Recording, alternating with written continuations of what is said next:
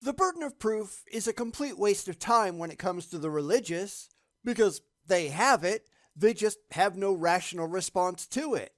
So what do? They lie, of course, but that's not really impressive either. That's when they get desperate, and I think that's what we're going to see today. Get ready for it, and let's begin.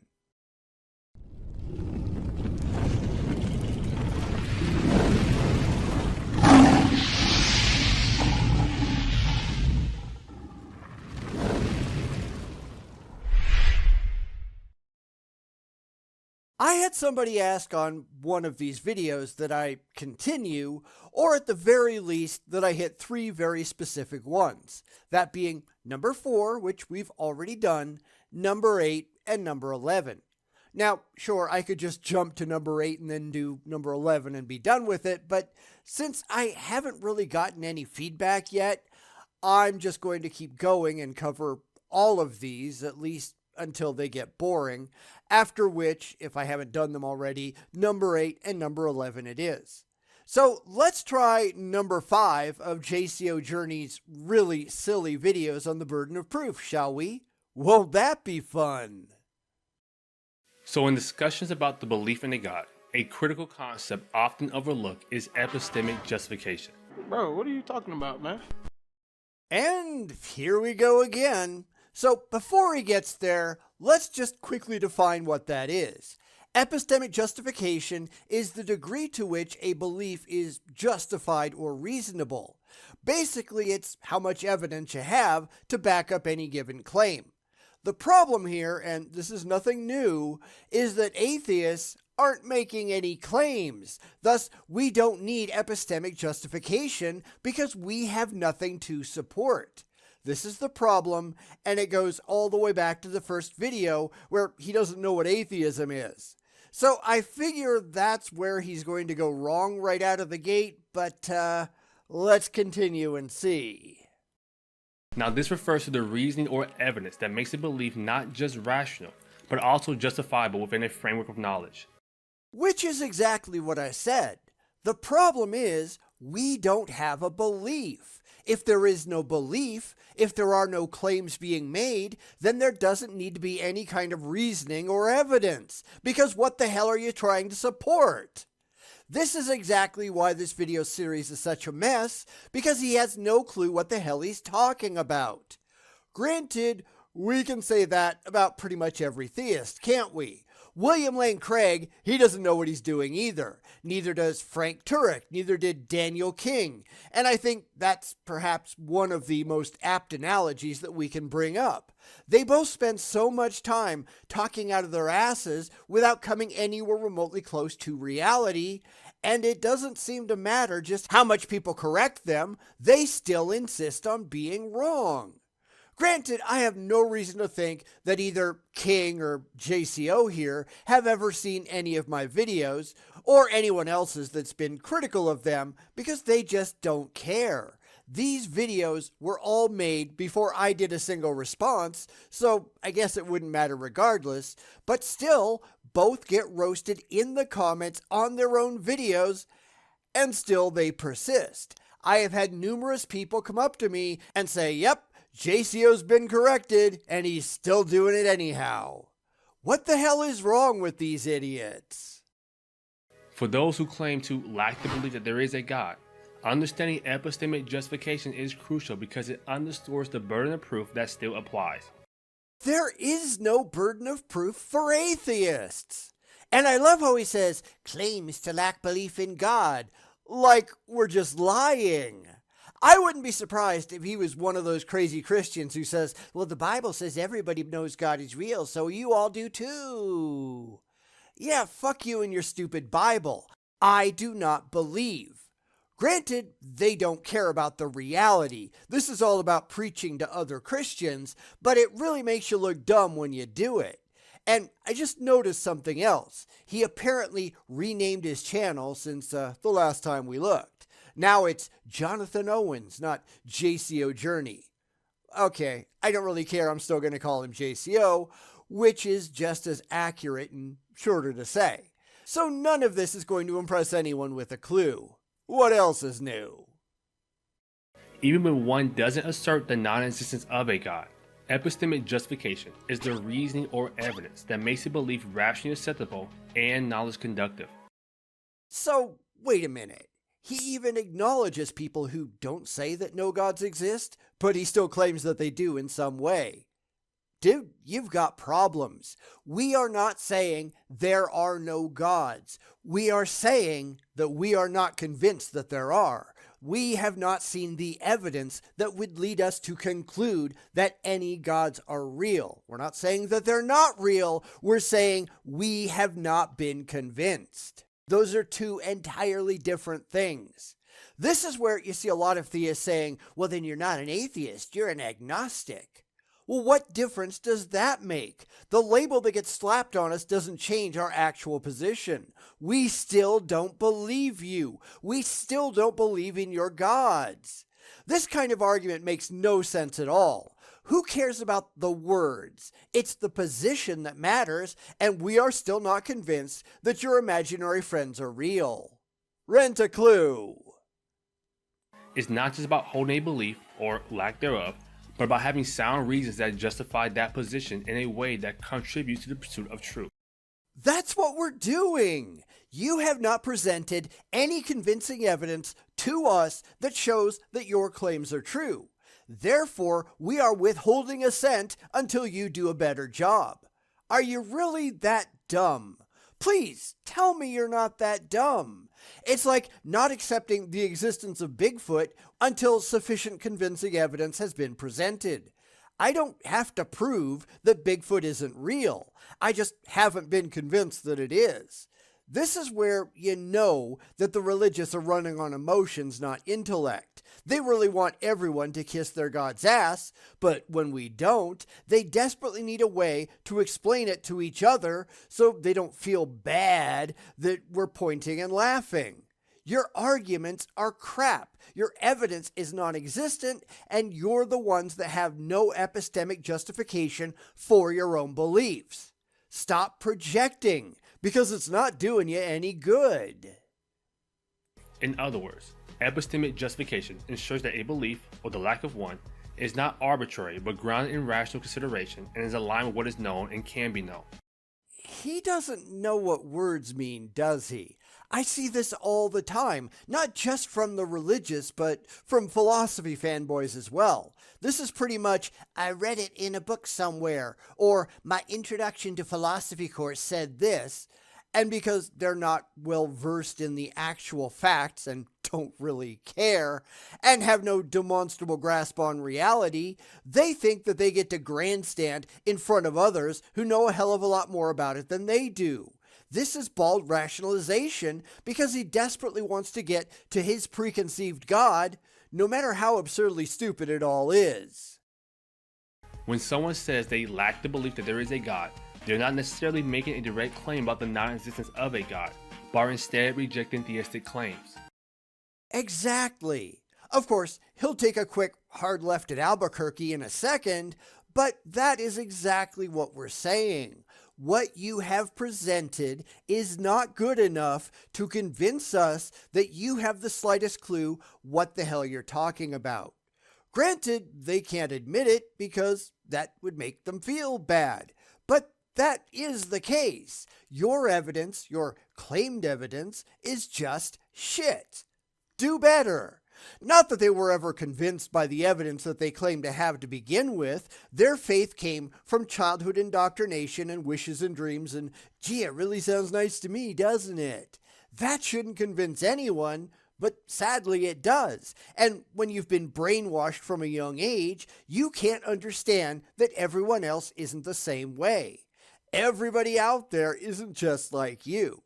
Therefore, you have to make excuses for why everybody isn't thinking the same things that you are. And that's all he's doing here.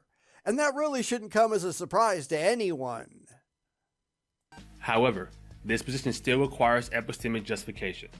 No, it doesn't, because it isn't a position. This is always going to be his problem. He can't see beyond the black and white that he's got in his head. If they're not for us, they have to be against us. Don't be a moron. You're just making yourself look bad. I am not making any positive claims about reality. That's where you have the burden of proof and you need an epistemic justification. And I am not doing that. You are. Stop trying to shift the burden of proof to me and just meet your own burden. And they can't do it, but that's really what they need to do. Stop with the excuses already and get to work, because you're the one looking bad with your failures. To hold this lack of belief rationally, one must be able to justify why they find theistic claims unconvincing or why the evidence presented by theists does not meet their standards for belief. Because you have no evidence. All you have are claims. The Bible is a claim. It is not evidence. Your faith is a claim. It is not evidence. Your arguments are all just claims. They are not evidence. That's why we keep pointing out what evidence is. Evidence is the available body of facts or information indicating whether a belief or proposition is true or valid. And they don't have any of that. That's the problem. I really like the idea is not evidence. I had an experience that I interpreted as a God is not evidence. Evidence is that which you can use to justify your beliefs beyond the beliefs themselves. Seriously, look it up. You people are nowhere remotely close. Let's try this example. Person A may state, I lack the belief that there is a God. Person B may ask, why do you lack that belief? Person A's response could be, because I haven't seen evidence for a God. Now in this exchange, person A not only states their lack of belief, but also provides a reason for it. This reason, stating that they haven't seen evidence, serves as person A's epistemic justification. And we all say that. If you want to ask why what you claim isn't convincing evidence, just say so. I've got no problem explaining. I've been doing it this entire video. I do it in virtually every video. You cannot possibly watch my channel and not know why I am not convinced by this stuff. Not unless you're deluded or dishonest. So which is it? Let me know down in the comments which one you think applies to JCO here, because this guy is just a broken record without a clue. It's this justification that satisfies the burden of proof for their stance. Without offering this reasoning, person A's position might be seen as arbitrary or unjust. And that tells you right there that he's never talked to an actual atheist in his entire life, because we all say that. This is why pandering to the already faithful doesn't help your credibility. You don't know anything about atheists or atheism. You have not interacted with atheists, and you don't know that everything that you're whining about, we already do. That's why, for the religious, their view of atheists is just the imaginary boogeymen that they make up in their heads because they're too scared to leave their echo chambers and deal with actual reality honestly. This is not a good thing. It's no wonder they look so dumb, because they are. Now, one could argue that the reason they gave was weak or just a given. It would be like someone stating, I've seen evidence for a God, as reasoning for why they claim God exists. You mean like theists do all the time. But then we can examine their claims to see if they hold water, and they never ever do. The standard Christian claim that I've had an experience with God falls apart because you can't justify how you actually know it was God. Or anything, really. It all comes down to, I had an experience and God done it. How do you know that? I just do. No, you look like an idiot. This is why religion is so unconvincing, because they have nothing objective to back up their claims. They don't understand that the things that they believe on faith are not factually demonstrably true. They just really like the idea. We see where you're going wrong. Why can't you? But in simplest terms, we can keep it for now. However, it's important to realize that person A has introduced a new claim. I haven't seen evidence for a God. That's not a claim. That's a statement of fact. You might not like it, but it is, in fact, demonstrably true. This is pure desperation designed to get him back to where he really wants to be, but it just doesn't work. You'll get theists arguing with you. Yes, we have. Look at the trees. No, you're an idiot. The trees don't prove that your imaginary friend exists. This is a completely unjustified assertion that you're just stapling onto it because you really like the idea. It isn't going to convince us, and it shouldn't convince you. The fact that it does, that just makes you look like a moron. Because you are. But let's get back to his bald rationalizations, because this is where he's going to fall apart. He doesn't know what any of this means at all. Now, this claim itself carries a burden of proof. Person A now bears responsibility to what they consider to be adequate evidence and why there is no evidence they encounter for a God. The first part might be valid, and we do explain why what the religious say is not convincing, because a lot of us have already been there. However, I no more have to prove to you that I am not convinced than I have to prove to you what my favorite flavor of ice cream is. This is a desperation move, and it all falls apart the second that you examine any of it critically. Granted, we could turn that around and demand that he justify why he's convinced that a God exists. I could say, well, I don't believe that you're actually convinced. You have to prove it to me. And I wish that would shut them up, but it doesn't, and we know it.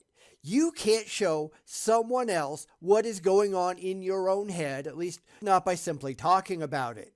Maybe someday there will be technology that will allow that, but this is not that day. So this is just dumb.